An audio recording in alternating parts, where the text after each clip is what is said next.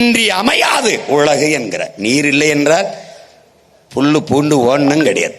அப்ப நீரின்றி அமையாது உலகு என்றால் கடலின்றி அமையாது நீர். புரியுதுன்னு நினைக்கிறேன். இப்ப இதயம் துடித்தது பார்த்தீர்கள். உலகத்தின் பூமியின் இதயம் கடல்.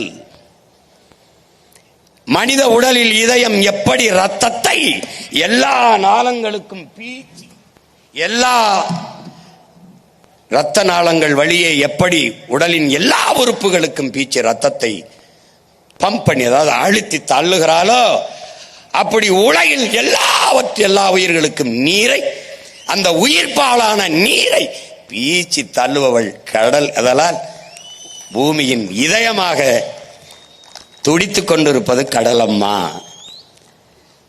அவள் இல்லை என்றால் ஒண்ணுமில்லை. 70 விழுக்காடு கடல்தான். என் அன்பு தம்பி தங்கைகள் புரிந்து கொள்ள வேண்டும்.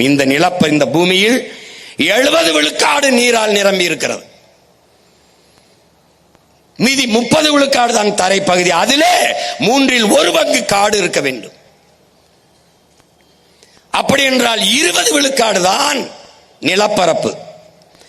அந்த 20 விழுக்காட்டு நிலப்பரப்பில் வாழ்கிற இந்த மனித பதர்களால் தான் இவ்வளவு சிக்கல் இந்த பூமிக்கு வருகிறது.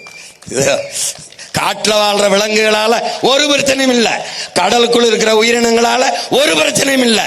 தரையில 20 விழுக்காட்டு தரையில் வாழ்கிற இந்த தற்குறி கூட்டத்தால தான் இவ்வளவு பிரச்சனை வருது.